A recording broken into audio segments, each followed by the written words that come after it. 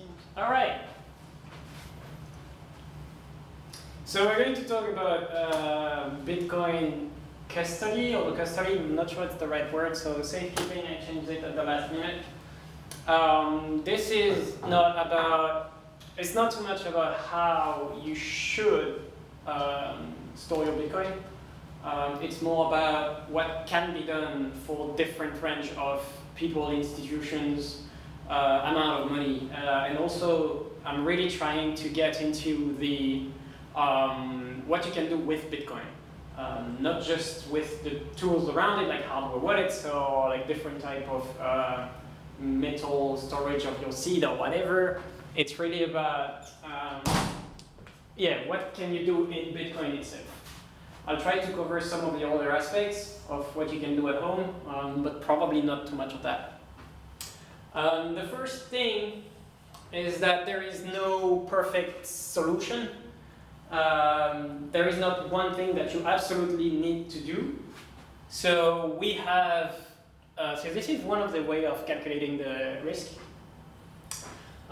So it's the sum of the different probability of a bad thing happening with the, so weighted with the value you could lose.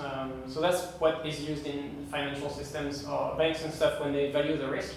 It's really how much would it cost if we fail, and then how realistic is it that this happens.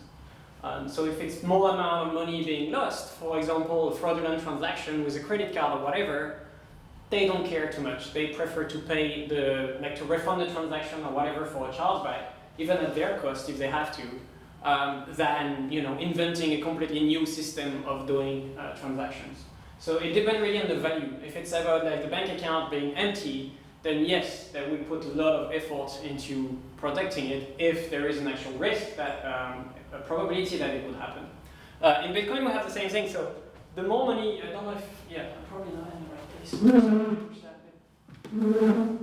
All right, so the more money you have, of course, the more risk you create around yourself and around the thieves, right? If you're on exchange with a lot of funds in custody, you are at much higher risk of a thief, a hacker, or an employee or whatever stealing your money than if you're just you with your money at home in Bitcoin, depending on how rich you are, of course.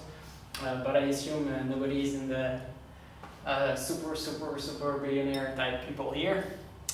So yeah, that's really the main disclaimer here. It's like very important to notice that I'm not going to talk about solutions I recommend you to do, because in terms of usability, they are not great. The typical setup you probably have today is one private key per address. Even if your address starts with a 3, so if it's a bait-to-script hash, it's very probably not a multi-sig address. So you have a private key somewhere in your wallet that lets you spend your coins. Each output has a different private key. So the risk here, I mean, it's pretty bad. If you lose this private key, you lose these funds. Like lose it as in you delete it or somebody steal it from you, whatever, right?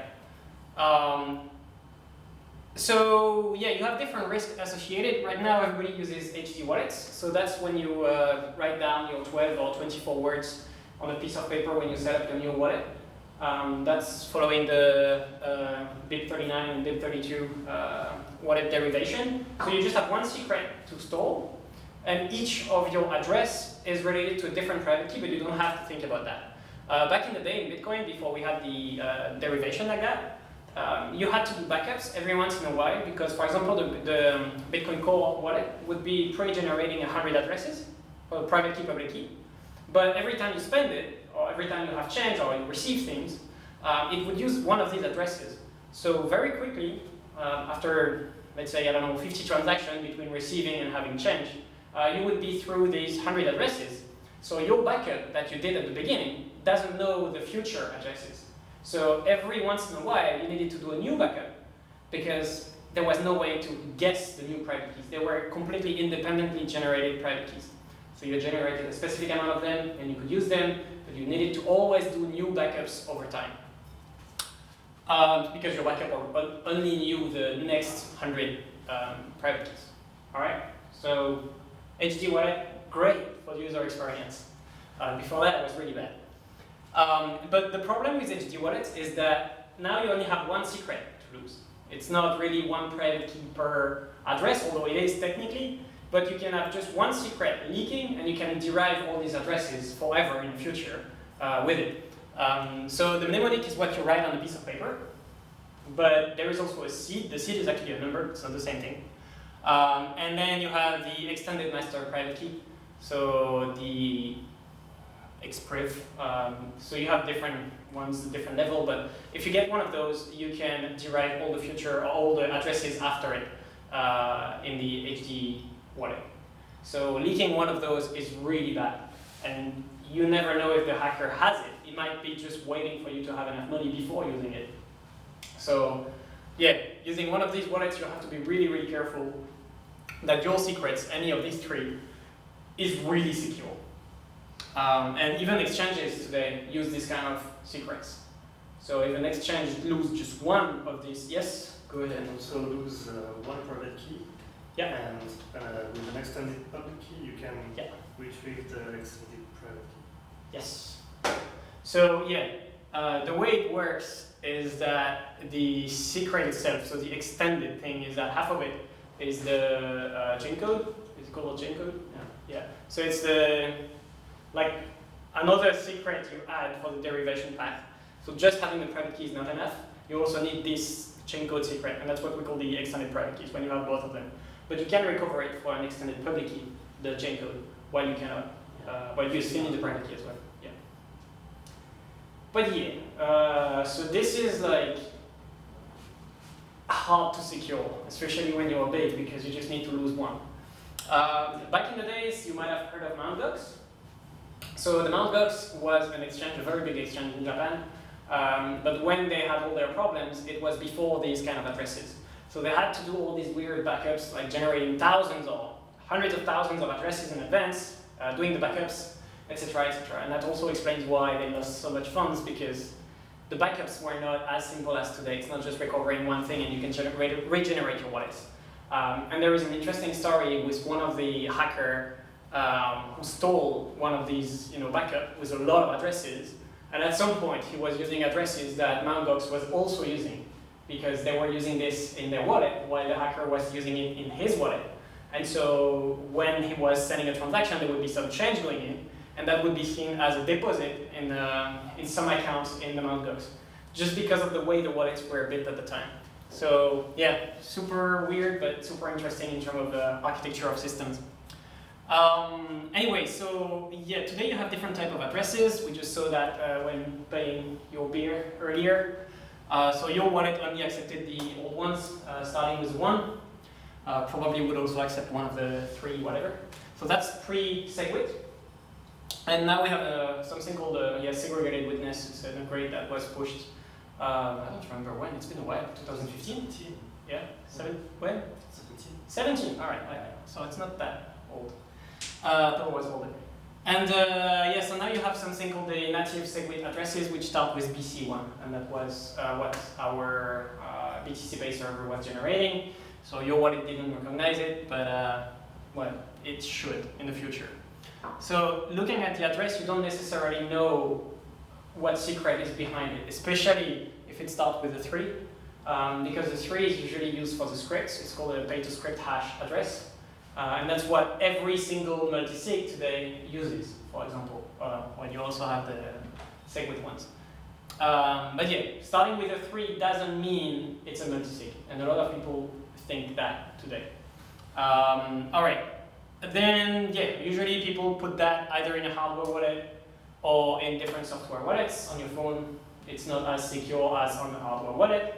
But when you put it on the hardware wallet, so when you generate your keys on the hardware wallet, you are moving the trust somewhere else. So you are kind of trusting the software. Well, you can, of course, verify it, but not many people do that.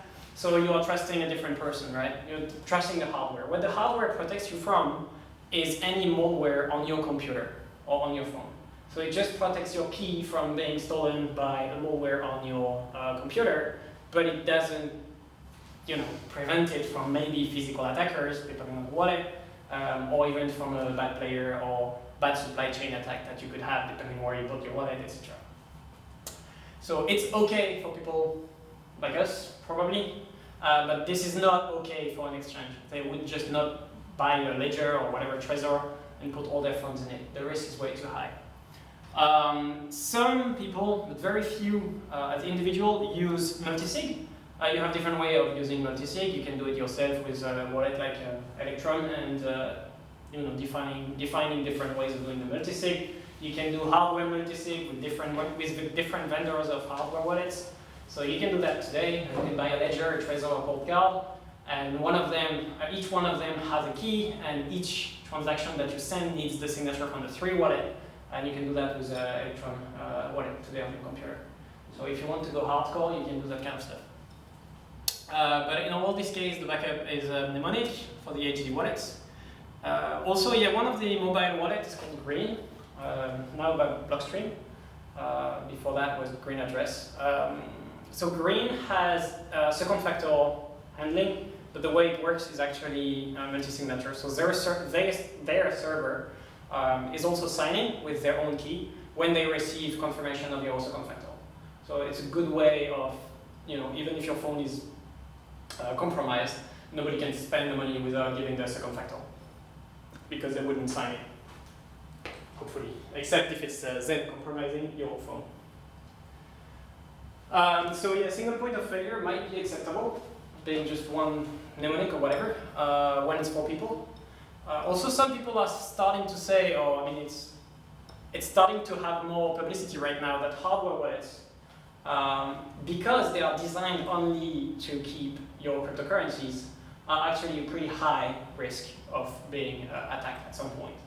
So maybe it's better to just buy a random computer in the supermarket, make it air-gapped completely, so removing all the Wi-Fi chips and everything, and then using it as like your hardware wallet, never connecting it to the internet. Because you wouldn't have a hardware that is as secure as a secure element on a hardware wallet, but the supply chain risk is much lower. It's pretty, it would be mad that somebody in a manufacturing plant somewhere in China would have thought, I will put a malware just to attack Bitcoiners that would use this as an agat computer. Like, that would be pretty weird. So that's not okay for exchanges, high net worth individual funds, companies, whoever has responsibilities towards investors or whatever. So right now I'm just going to go through the toolbox that Bitcoin is. So very quickly I'll go through the different things that are offered to us. First thing is the Bitcoin addresses. So as we kind of covered already, you have different types of Bitcoin addresses. So the address derived from a public key, that's what we were talking about before. When your secret is just a private key, you're deriving the address from a public key. You have different formats for that. Pay to public key hash, which is the address starting with a 1. Pay to witness public key hash, which start with BC1. And then you have some nested stuff which start with a 3, like we saw already. And that can be just with a public key. So the secret in that case is a private key. That's like always the case. But it could be something else that we call threshold signatures. So in cryptography, you have something that lets you kind of emulate a private key that doesn't exist or has never been randomly generated. So you have different number of private keys, let's say 2 to make it simple. So I have 2 private keys. I could make a scheme that I need to sign, with signing with these 2 private keys, I can emulate the signature to be coming from a single private key that then would give you a public key. So you could make it look like a multisig is actually sent from a private key, a single private key, when it's technically a multisig. The problem is with that kind of scheme, it's extremely hard to do, especially in ECDSA. So ECDSA is the cryptography we have today in Bitcoin. I know one company that is doing this. They're called Kaizen. It's like you need to be a hardcore cryptographer, and it's not easy to think of and implement. But it is possible to hide a multisig in a single public key that would That would give you the hash, so a normal pay to public key hash address. So yeah, that's something possible, hard to do. It will be very easy to do when we have Schnorr on Bitcoin. Schnorr is one of the upcoming Bitcoin upgrades or updates. We are waiting for this new signature scheme to come. There is some implementations already that are published and being reviewed. So no idea when it could be added to Bitcoin. It can take a few years. But when we have that, it's going to be much easier to do some cryptographic magic, and one of them is these threshold signatures. So at this point, we will be able to hide what is our security model in the back without saying it's actually a script. It could be hidden in just a private key as well. And then, yeah, you have these script things. So you have addresses where to redeem it, so to spend it, you need to actually give a script and the input to the script for it to be valid. So instead of just checking that you have the private key, meaning the Bitcoin software is going to verify that the signature of the transaction you give corresponds to the public key associated to the output, meaning you have the private key behind it. Instead of that, you have another kind of conditions. You can put, I'm not going to say whatever, but you can create whatever, well, I'm just stated, okay. You can create a lot of different scripts. You can do a lot of different algorithms that will let you spend the money. It's not necessarily coming from a private key or public key, or even private keys or public keys. Typically though, people are using this for multi-signatures. So the script itself, instead of verifying that you own the private key, so instead of verifying the signature correspond to a public key, it's going to verify that you give multiple signatures that correspond to multiple public keys. So to spend this transaction, for example, you can say you need to give 2 signatures corresponding to key A and key B, so you need to own these 2 keys. Otherwise, you cannot spend it. And that's extremely useful because it's just a typical multi-signature that you would see in a normal business environment where you have multiple people who need to sign for spending something. It could be a shared account, and you don't want the other person to be able to spend it alone.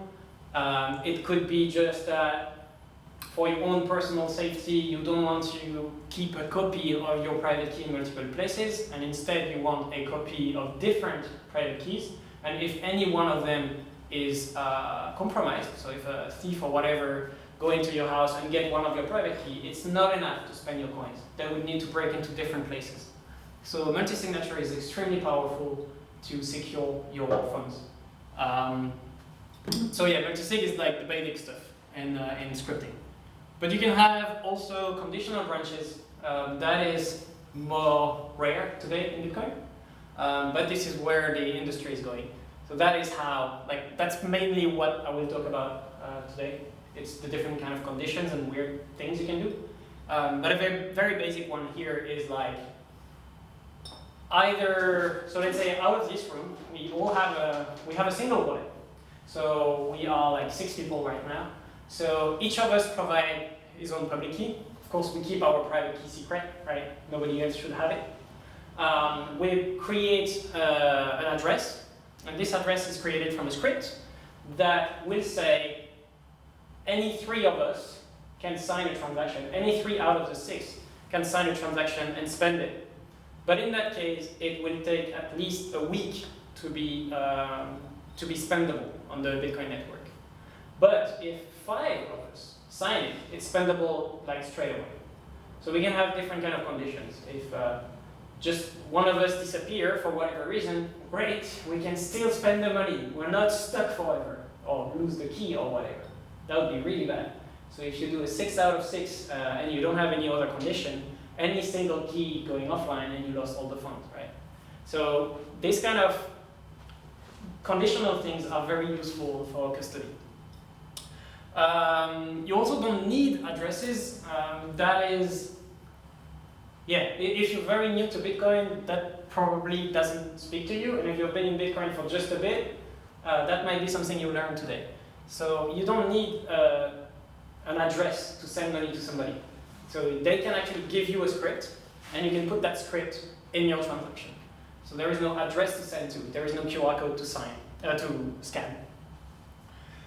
Typically, back in the days, it was used for multisig, before the scripting thing was, the pay-to-script hash was invented.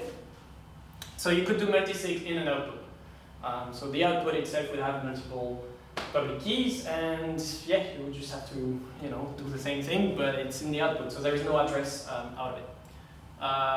Yeah, also the pay-to-public key, which is what you have in the first transactions in Bitcoin, for example, the one that Satoshi was doing. At the time, there was no hash afterwards, so you needed to get the public key of the person you wanted to pay, and then you add the script of scripting yourself.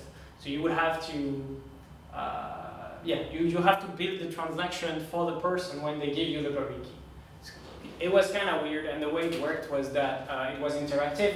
So your software would connect to the software of the person you want to pay. Their software is sending you the public key, and then you create the transaction and broadcast it. Not very efficient. It's not better to have an address. Secrets are also a tool you can play with when you are doing when you are doing with your security, of course. So private key are the most basic of the secrets, and they are probably the most powerful one as well. That's why we use that. And one private key is enough as long as this private key is secure. So we assume that there is no way today to break, to find a private key with Bitcoin in it. So nobody is supposed to be able to find your private key, unless it's been compromised somehow, but not just from the math or from trying, right? So asymmetric cryptography is extremely secure, and we use that to sign the transaction. So you never reveal your private key to anybody. When you do a Bitcoin transaction, you give a signature, you don't reveal the private key. But even with that, you're not supposed to reuse them. You can, but you're not supposed to. You can also use another kind of secret, which is a signed transaction that you haven't broadcast. You have different ways of doing that. One of them is that we talk about today, nowadays, is about Lightning networks.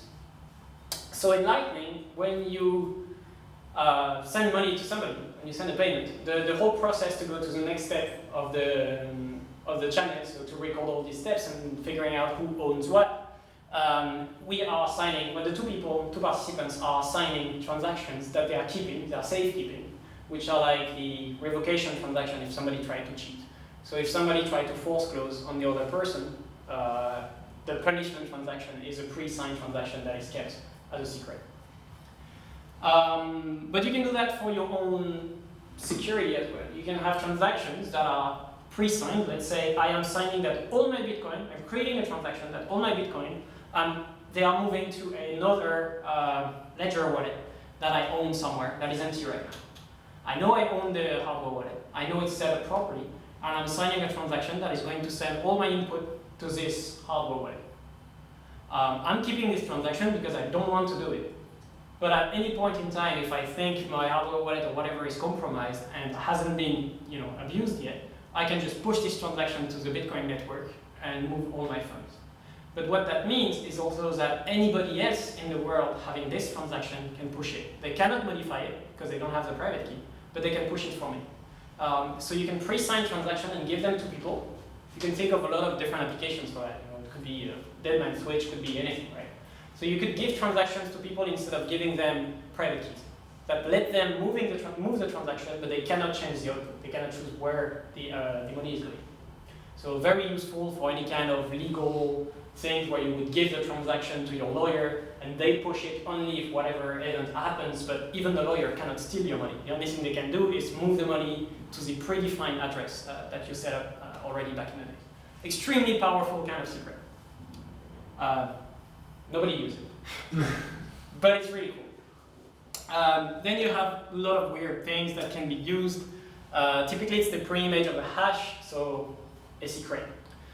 In Bitcoin, you can verify that an input, well, not an input in terms of transaction, but that something you give to when spending the transaction actually corresponds to a hash that was given as the redeem script, the locking script, of the output of the previous transaction.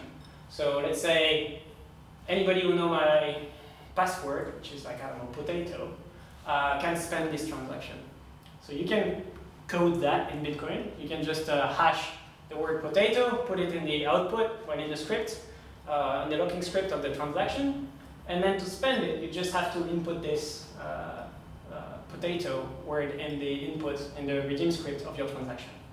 But there is a problem with that, which is that once you push the transaction to the network, so when it's still in the network, in the mempool, it's not been mined yet, everybody can see that you are giving the secret potato to spend this transaction. So anybody can also push a transaction because they know your secret now. It's not been mined. So they're going to push the same transaction, but instead the money is going to them. It might not work because of the way the nodes are configured. They're not supposed to accept transaction spending from the same input, depending, of course, of how you create your transaction. But somebody will do, and that will be the miner. So the miner, when they see a transaction like that, they're not going to let it through. They're just going to replace it, put their own wallet in it, and steal your money. So this kind of secret can be useful, but only when the transaction is already signed. So when you have already a signature locking the outputs, so you can have that as part of one input, but you have another input where you need a signature. So in that case, nobody can change the output. So you can do a lot of interesting things when you combine these two. All right. Yeah, you also have different, like even more basic type secrets. Stefan uses one in his presentation, which is like an equation. So for example, the locking script is like whatever input you will provide, that's your secret, plus 3 equals 5. It's not too hard to guess, right? But you could do that in Bitcoin. So to spend it, you just need to provide 2. And then you have some very complex ones that also can be front-run. In Peter Todd, transactions for detecting the it's not a pre-image attack. Which one is it? Hash collision. Yeah, hash collision. The hash collisions of the different hash functions that are in the Bitcoin core wallet. So you have transactions that are funded. There is some money in it, a few Bitcoin. For example, if you find a collision of SHA-256, so if you find 2 inputs that gives the same output, typically it's not supposed to happen in a hash function, but mathematically it does, because it's a limited space. It's just that it's so big as a space that we cannot brute force it. So if you find 2 inputs that give the same output, then you can spend the money. So the transaction script is really simple. It's like, it's verifying that the 2 inputs are different, but they give the same hash. If that happens, you can spend the money in these wallets. So there are just bounties on the Bitcoin network. That if you find a collision in any of the hash functions supported by Bitcoin, you can have a bounty for that. Problem is, yeah, people can front run it because as soon as you publish them, everybody knows the answer. And same problem. Then other type of secret, you have secret sharing schemes. There are a few of them. The popular one right now is Shamir. So Shamir is a way of doing cryptography where you can split a secret in different parts. But you don't need all these parts to reconstruct the secret. You can choose a subset. So let's say 2 out of 3, 3 out of 5, whatever. And that works for pretty much any input. So you can have any type of secret for that. It doesn't have to be a private key or whatever. But this is not used for signing transactions. This is used for recovering, for example, a private key. So in my opinion, I mean, as far as I know, there is no good use case of secret sharing schemes in Bitcoin today. I might say a big mistake here, but I don't know. There's no good implementation. So the new one is supposed to be good-ish, the one from Trezor. But even if it works, why don't you use a multisig instead? There are secret sharing with a mnemonic, I think. Yeah, exactly. So that's cool, but you can do. And it's not contradictory. You can have. Sure, you could have both, yeah.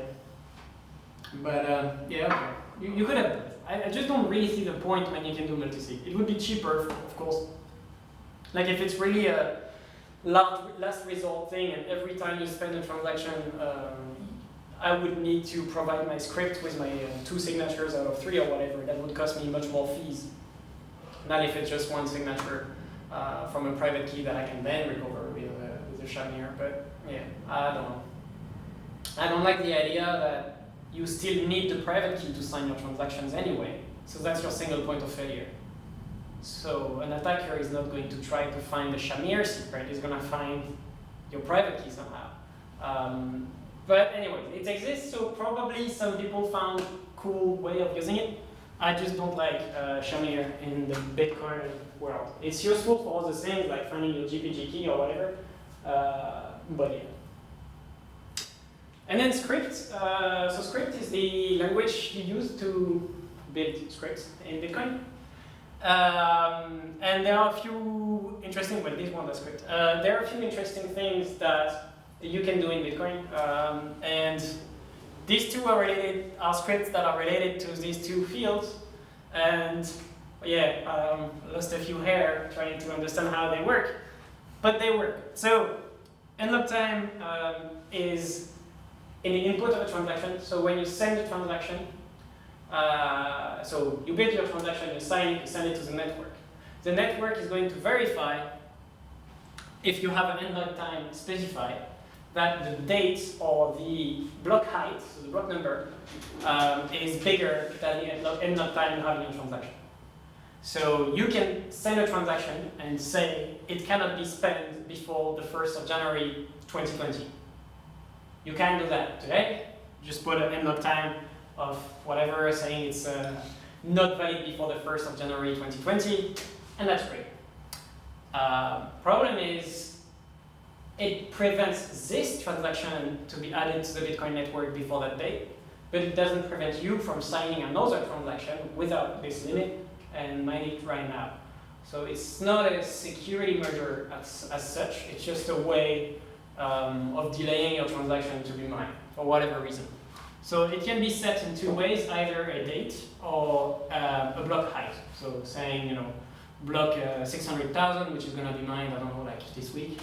Today, tomorrow, I don't know. I have no idea what number it is today. Soon. So yeah, then sequence number is relative. So that's different. This one is absolute. It's either the block number or a date. This one is relative to the transaction, to the output it's spending from.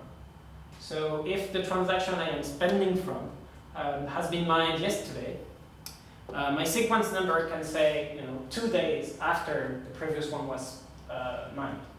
So I would still need to wait 1 day before my transaction is added to the Bitcoin network. And it works in two ways as well, either a number of blocks or a number of periods of 512 seconds. So yeah, time or blocks.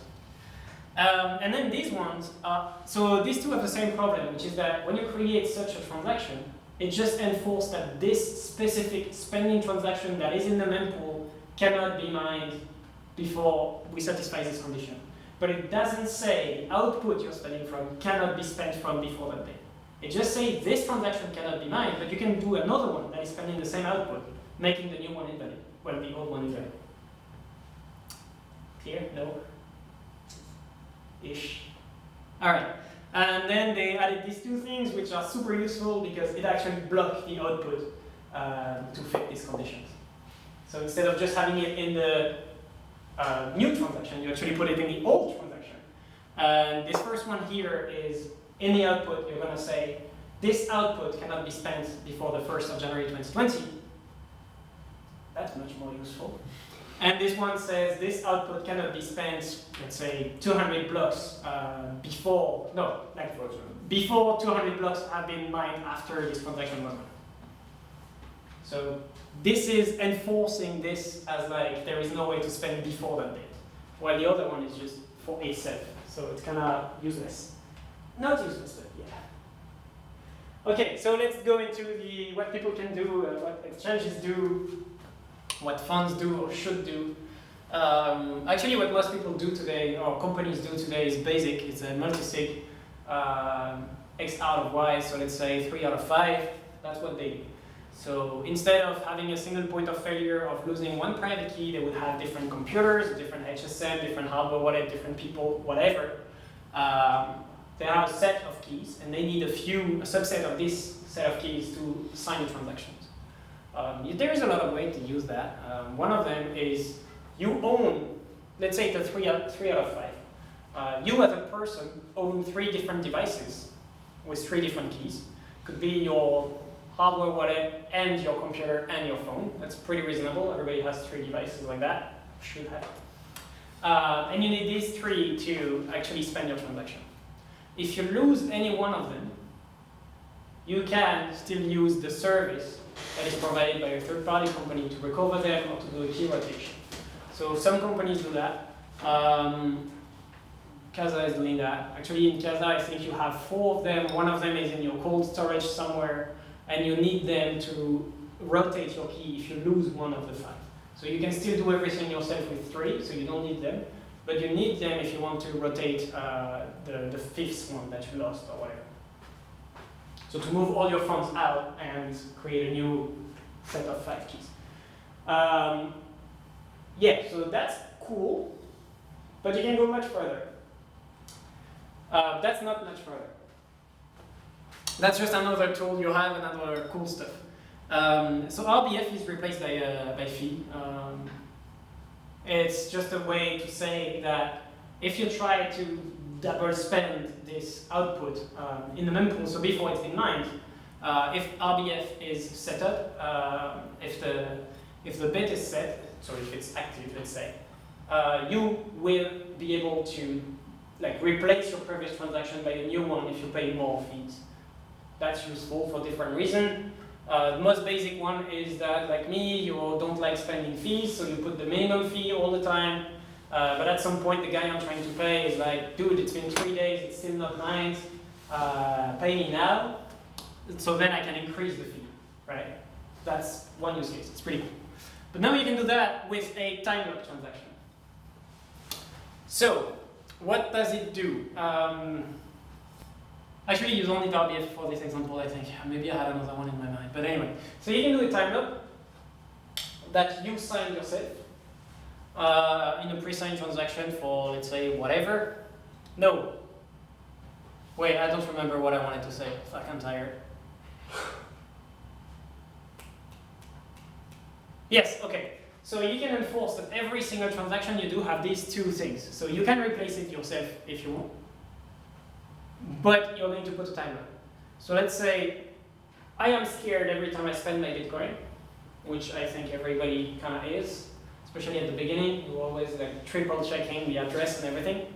So every time I send my Bitcoin transaction now, I'm going to put a time lock and make sure it cannot be mined before 2 hours in the future. So I'm sending my transaction. And I have now 2 hours to figure out if I did a mistake or not. And if I did, because this is set up, I can now spend it. I can do a new transaction without the timer and spend it. So before the old one is actually added to the blockchain. This is great because it protects you against mistakes. So that's super useful when you're a fund or whatever and you're trying to move $1 million, $10 million, $100 million to an exchange. You don't want to be vulnerable to a simple mistake. So when you move $10 million, you should do something like that at the very minimum. Have a time lock and be able to replace it if you do a mistake. But this doesn't protect you against somebody stealing your private key because they're just not going to put the timer. They're just going to be replacing it themselves. So extremely useful against mistakes, not useful against attackers. Then you can do that. So you can do the same thing, but instead of just having one private key, you have a multi-sig. So now you are protected against any single device or any single private key being compromised, and on top of that you have the time lock. So if you do any mistake, you can still prevent that from happening by spending it right now. But it doesn't prevent you from leaking the 2 signatures, like the 2 private keys, sorry. There are constructs where you can do that and lose the 2 private keys and replace it.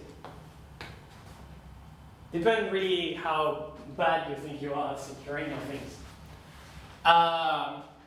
Okay, so now you also have something called flow control in Bitcoin, so that's the if-else conditions. People think Bitcoin is very stupid and it's just private keys and public keys, and if you want to do anything else, you need Ethereum. Well, that's bullshit. So you can do, let's say, 2 out of 4 plus a lot of time, which is not bad. But you could then, if you want to, double spend it. So you want to be protected against these 2 private keys being actually compromised and somebody trying to spend it without the time lock. So for skipping the lock time, you need actually 3 out of 4 instead, which is not bad. But that could be people. So that's why I put 3 out of 4 actually. That could be people. So you set up a startup, you got some funding in Bitcoin, and you decided that all the transactions you're going to do are going to be 2 out of 4 at the lock time, or 3 out of 4 and no lock time. But usually, the founders, you don't want to be 3 people to sign every single transaction, so 2 is enough. But it just happened that when you signed that, one of the guys was,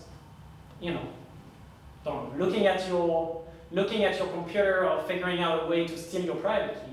So now you have one guy with 2 private keys, his own and the one from his colleague, and he's trying to steal the money. So then the other 3, the colleague that has his key stolen, but he still has it somewhere, backup or whatever, and the other 2 can actually spend it skipping the time lock. So if the attacker only has 2 keys, he cannot skip the time lock. He needs a third one of them. So that's a way to do weird things where you have an attacker within the wall that is able to steal another 1 key, but still you want the majority to be able to reverse that during the time lock. Extremely useful again in terms of like a fund or whatever. So yeah, starting to be cool. Then you can mix time locks of different. You can mix different types of time locks for different reasons and different type of keys as well. It doesn't have to be 2 out of 4 and then 3 out of these 4. It can be different keys, so you can give different rights to different people. So different people can spend with different speed. So if Alice is an employee of my company now, and Bob and Charlie are the co-owners, Bob and Charlie together should be able to spend at any time, if both of them agree. But Alice, which is just an employee, shouldn't be able to steal all our money, but Bob and Charlie are quite busy, so they don't want to be there to sign every single time Alice is trying to pay a bill, right? That would be super annoying if I'm the CEO and my CTO, one of us has to sign a transaction every time our office manager is trying to pay a bill. That'd be super annoying. So instead, we're putting some conditions in our wallets, which is that when Alice spends it, she has to wait 100 blocks relative lock time after this transaction, this output has been mined, or she has to wait. And she has to wait until the 3rd of January 2020 passed. So an example of that would be that usually she just has like 100 blocks of delay, so that's I don't know, like 16 hours, something like that. It's not a full day, it's a little bit less than a day, 2/3 of a day. So that's fine, usually, but because it's the end of the year and you're gonna go party with your family for Christmas and stuff, this specific transaction, you're like, yeah, just in case this transaction touched the blockchain and I'm not there during the whole day to verify that she's not stealing the money, I'm gonna add a new condition, that is that this works only after the 3rd of January. So I can enjoy my holidays in a nice way. And after the 3rd of January, it just takes 100 blocks after you push this transaction.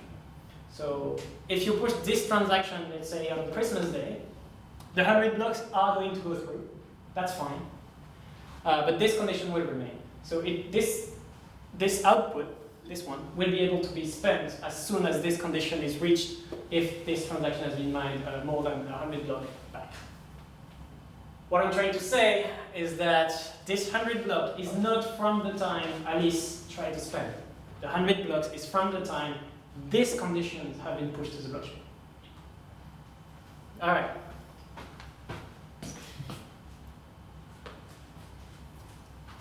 Now, you can do pre-signed transactions.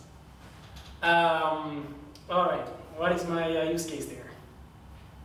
Yeah, so you want to do the same kind of use case. Charlie and Bob are not working too much, they're going on holidays, but they don't want the business to stop. So what they're gonna do is that they're gonna pre-sign a transaction from this, saying that all the money is going to go to their safe key if Alice tried to steal the money or does something weird with it. So they pre-sign the transaction and they give it to something called the Watchtower. I'm stealing the name from the Lightning Network defense mechanism. I don't know if there is a name in Bitcoin for this kind of things. So let's call it a watchtower. A watchtower is a service that keeps your signed transactions, so they cannot change the output, but they might take a fee from you to do this service. And all they are doing, they are looking at the blockchain, and if a person is trying to send the funds without respecting some conditions that you can give them, then they are pushing your transaction that you pre-signed to move the money to your safe place. So you don't have to be there to say, hey, please move all my money. And a good example of that would be that you can force Alice to send, when she sends the money, to add another delay to the recipient of this transaction. So you can keep like rolling this kind of transaction one after the other, for example, for the change output, because you have a change output in Bitcoin. So Alice cannot send the change back to herself without another delay. So you can have the watchtower verifying that the script she uses respect the condition of adding back the same timer to herself and the same spending condition to the co-founder.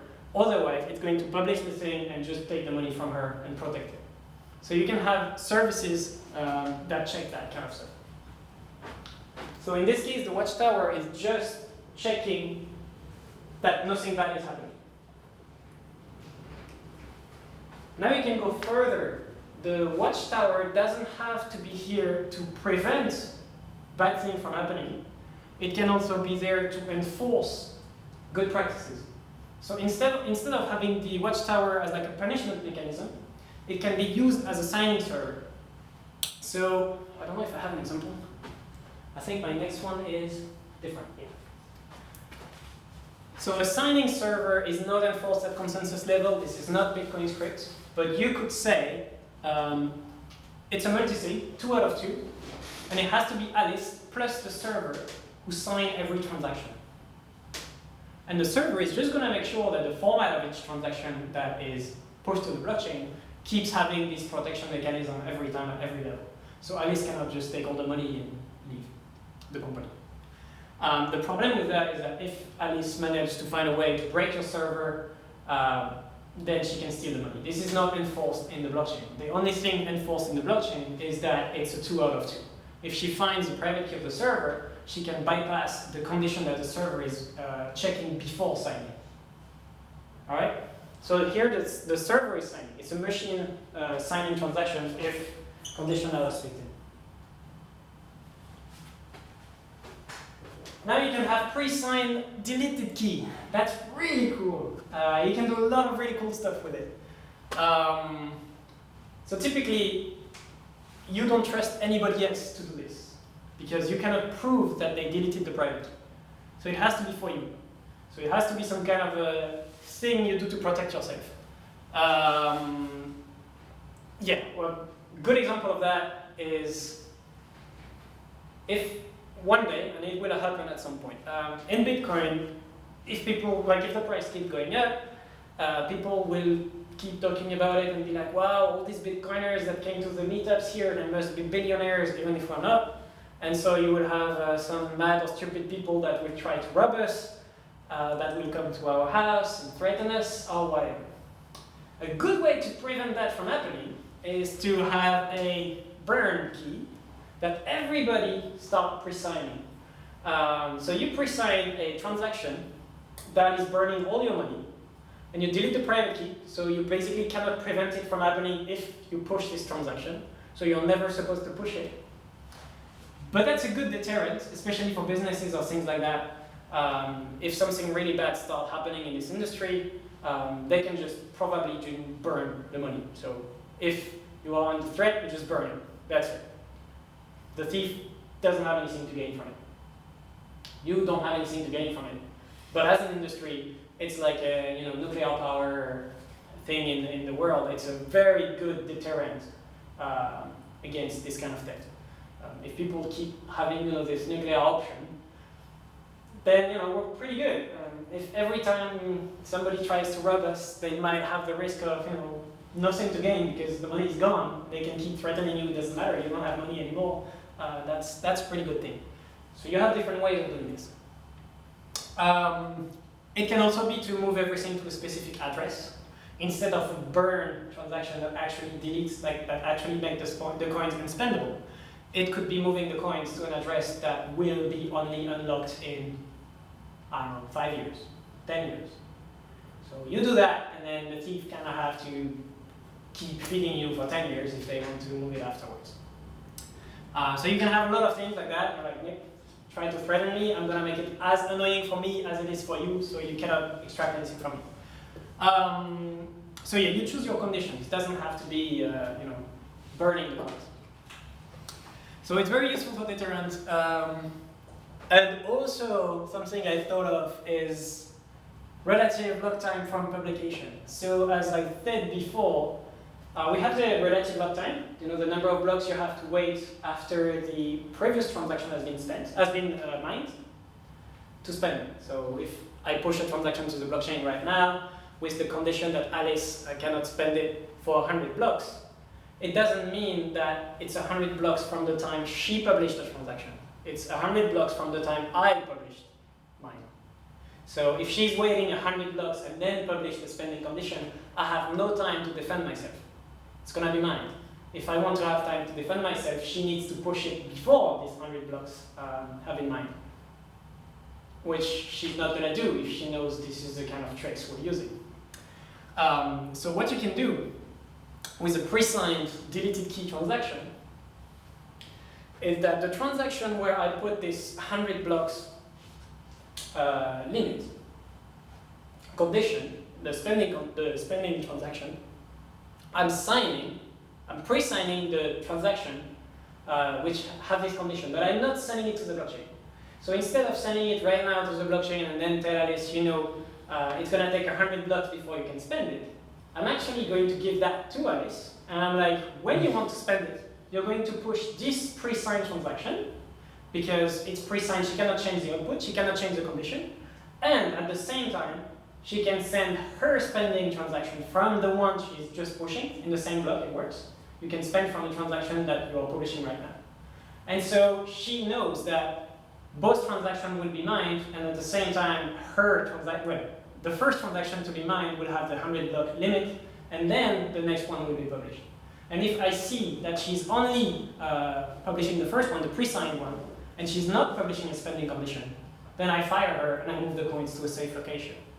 Because I know something is out there. If she's just pushing the condition but not the spending, there is a weird thing. So that's a way to build a relative lock time from the time she wants to spend the transaction. So you push both the transaction that is going to lock the funds, that is pre-signed, so nobody can change it, and then she has to spend it from there. I think I lost a few people there. Can you do one of these?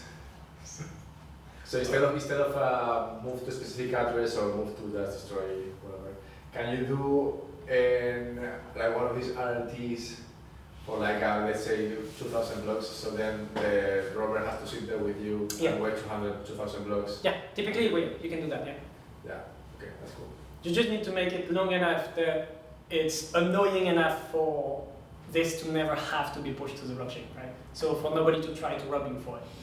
What I'm thinking is, if the guy or the woman, whatever is robbing you, has to sit there with you for like, I don't know, 2 weeks. Yeah. Kind of weird, somebody's gonna be asking questions or something, and if he leaves in the meantime, you just spend those coins somewhere else, right? Yeah. So yeah, you can have a lot of things. I'm also not covering all the things. Yeah, I think I am actually. Yeah, okay, so the next one is a little bit similar but different. What you can have also, if you don't want to do this thing where the spender has to also publish at the same time the locking transaction that he's spending from, you can also just have an automatic, like a server somewhere that is pushing these new locks of 100 blocks, but every 50 blocks. So you know that if Alice wants to spend from it, she has to do it within the first 50 blocks, because otherwise it's going to be spent from the server. And the server is checking, of course, that Alice didn't publish a spending transaction. Because if she did, the server is going to double spend her otherwise, and that would be kind of breaking the purpose. But you could just have a machine looking at the blockchain, and if nobody has tried to spend from this locked output, then it's going to relock it to another 100 blocks. And you can do that every 50 days until somebody tries to spend it. So in that case, what it does is that it forces the transaction that Alice wants to do to be at least 50 blocks in the future. So between 50 to 100 blocks in the future, which is pretty decent already in terms of security. And then you might have seen this Vault proposal from Brian Bishop. Okay, this is complicated. I didn't get everything, but it's really what he's doing. He's doing this multiple step vaulting, revaulting, and spending things.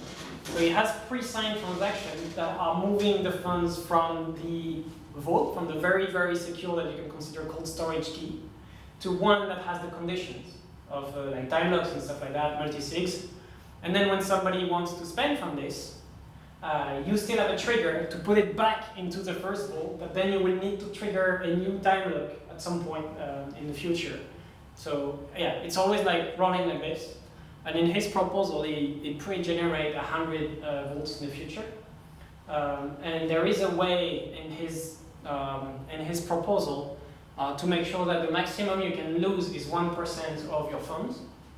And I don't really see how. I don't remember how. I think it considers, yeah, I don't remember exactly how. I need to reread that.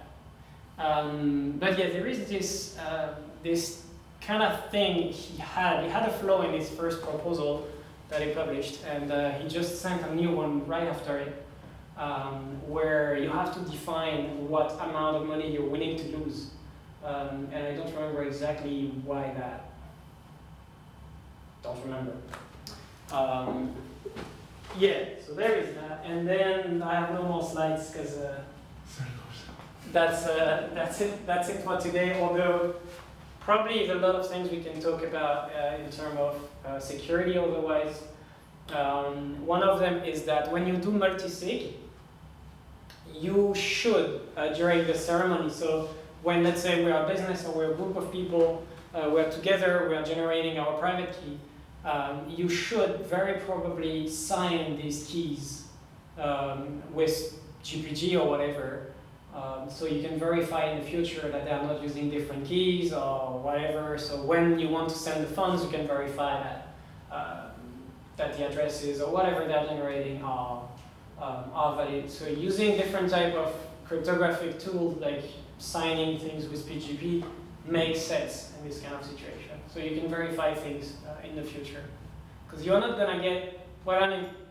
Yeah, and it's a question of software as well. What are you really gonna do? If it's too complex, if you need to verify that, I don't know, the public key the guy is giving you when you send money actually corresponds to one of his HD wallet thing, you know, it's just, you need to think of what tool people will need to implement this as well. This is not standard in terms of Bitcoin Core doesn't let you do that with 3 clicks, right?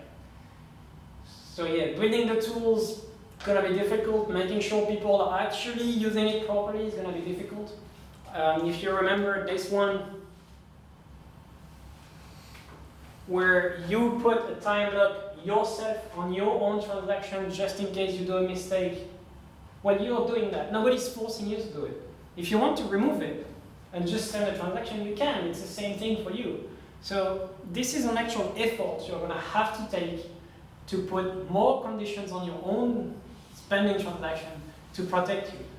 People will get lazy, they're just gonna stop doing it, and then they'll be like, oh, I did a mistake, but too bad. And we don't have the tool for that session. We don't have a proper wallet. Yeah, yeah, exactly. So things need to be built, but this is like really cool. This is super useful. Just having a delay, it could be like 2 blocks, it could be something really small. And having a delay to revert to transaction is just really good.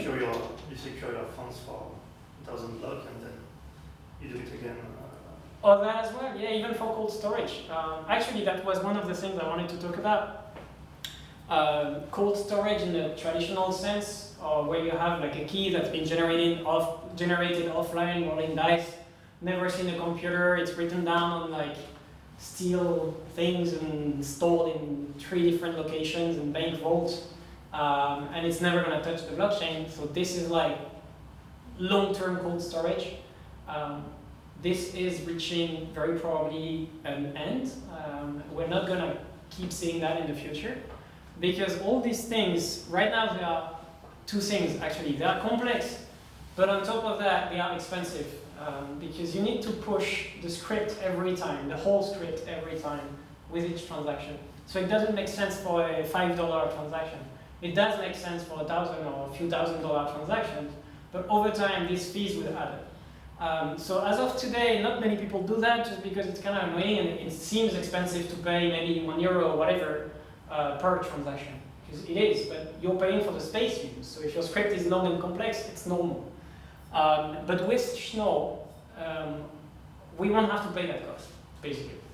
We will have a cost, but the cost will just be a hash of the script. It's not going to be the whole script. So you will just have to reveal a subset of the script that you are using. So if the typical thing is 2 out of 4, you're just going to reveal these 2 signatures out of 4 keys, and that's it. You're not going to have to reveal the whole tree with like time blocks and whatever secrets and all of the things you could have. The rest is just a hash, and you're going to build a tree of the different conditions. So in Schnorr, that's going to be very, very useful. And in my opinion, when Schnorr is pushed, we're going to stop seeing all these cold storage things, and instead we will have this complex, like medium between a hot and a cold wallet.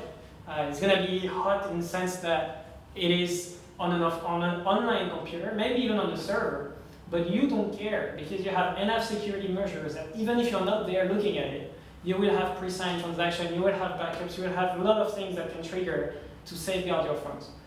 So triggering an attack against you will be very difficult, also because of obscurity. So today, if I start doing that, I have to reveal the script. So I have to reveal all the different type of conditions that I prepared to defend myself. So any attacker can look at what my previous transactions were, and they kind of know, how bad they would have to go against me if they want to steal this transaction. When we have Schnorr, as long as you don't use these secret conditions or these emergency conditions, nobody knows about them. So this is going to be very useful, meaning you have some kind of defense with obscurity, which is not great in cryptography, but it's great in this kind of stuff, because this is about safes, and keeping things safe is, especially in the physical world, when you have people threatening you and stuff like that, if they don't know what they are against, it's very, very good in terms of security. So when we have Schnorr, we can add a lot of security behind the curtain, that the only way to know about it is to actually come at you, and people are not going to take this risk, in my opinion. So to me, that's the future. The end of cold storage, and everything will be very complex transaction that we actually know and have been audited to be solid against a lot of attacks, and not just be never touch an online computer. But yeah. And you can still use this completely offline thing as a last resort, move the funds away, and make sure they never touch the internet. So I think that's it. Nice.